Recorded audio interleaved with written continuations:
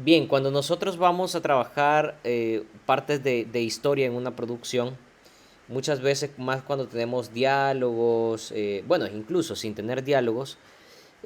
necesitamos tener una estructura en qué basarnos, en qué guiarnos y les presento esto. Ahí van a disculpar un poquito la calidad de la imagen,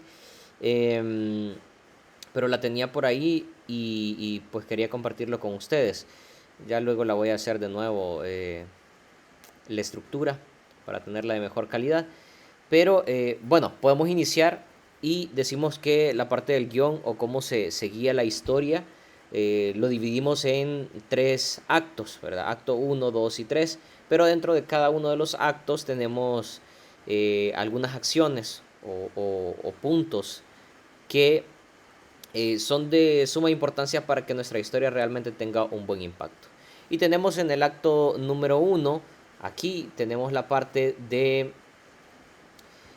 Permítanme, vamos a ver aquí. Ok. Aquí en el acto número uno tenemos la parte del planteamiento, ¿verdad? Aquí es a donde nosotros comenzamos a brindar detalles, a dar una introducción al espectador de qué se trata, cómo inicia la historia, cuál es la acción que desata una reacción y comienza a correr un poco la historia. Entonces aquí le contamos al espectador eh, toda esa información. Desde aquí, cuando el espectador recibe toda esta información, comienza a hacerse una idea de qué va a tratar o cuál es el rumbo que la historia va a tomar. Y comienza a especular sobre, ya sé, esto va a terminar así, o esto irá de esta forma, o ese al final va a querer tener venganza de ese por lo que le hizo, y bueno, y comienza a hacer como esas especulaciones de cuál será el contenido o el final de esta historia cuando nosotros apenas vamos empezando. Entonces ahí es a donde llegamos, subimos un poquito ahí en ese gráfico, y llegamos ahí a una división cuando ya tenemos la entrada del acto número 2 y ahí tenemos la parte que dice punto de inflexión. El punto de inflexión es aquellas partes en las que como la gente ya viene haciéndose la idea, porque nosotros así quisimos presentarle o transmitirle esa información, de qué rumbo va a tener la historia. Pero el punto de inflexión lo que hace es generar o describir, mostrar, contar algo diferente, algo que cambia esa línea que el espectador trae desde la parte del planteamiento. Entonces aquí la historia en el punto de inflexión toma un rumbo diferente y hace que el espectador diga, uy, ¿qué pasó ahí?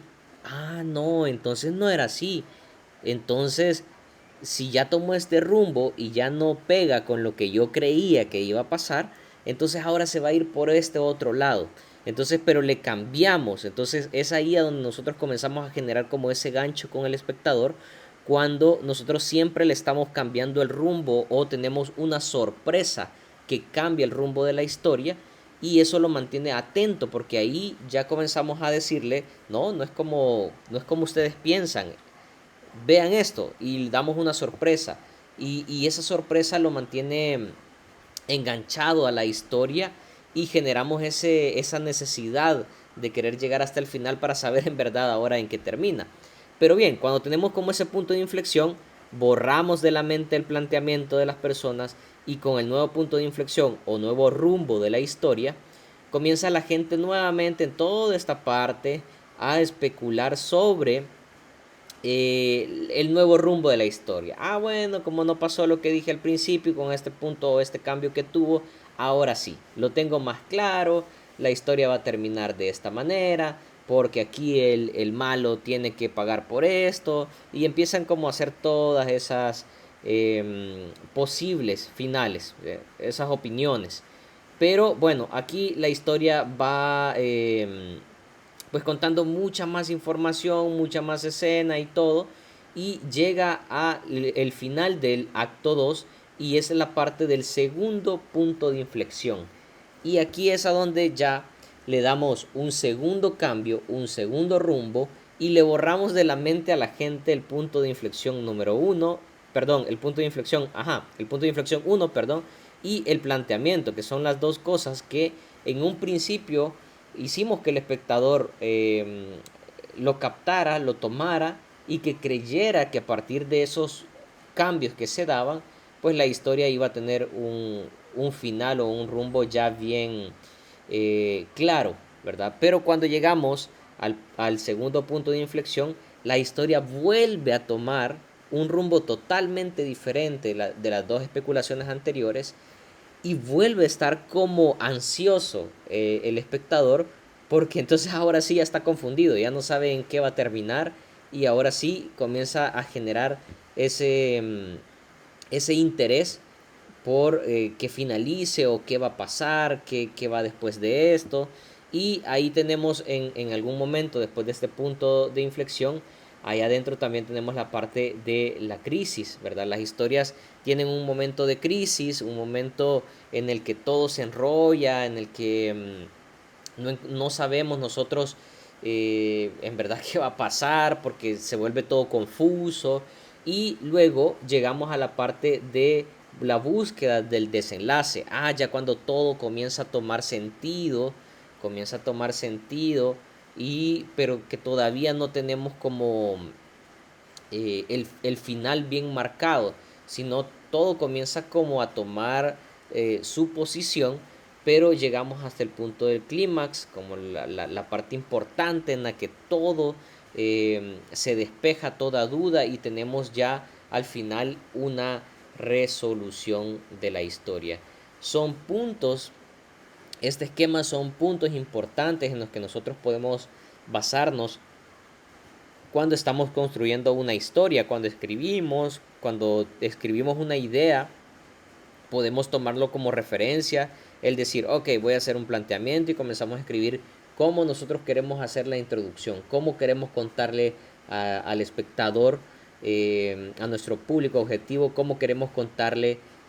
o cómo queremos conectar con nuestra historia desde el planteamiento, cuáles datos voy a presentar para que no darle toda la historia hasta el principio, sino generarle como esa parte de interés, luego buscar cuáles podrían ser los puntos de inflexión que podríamos generar en esa historia para mantener ese interés de las personas en terminar de ver nuestra producción, luego encontrar un punto de crisis, un punto de enrollo del nudo, luego buscar un desenlace cuando las cosas ya se van acomodando, están tomando como rumbos más claros, luego cuando tenemos el clímax, cuando ahora sí nosotros ya tenemos,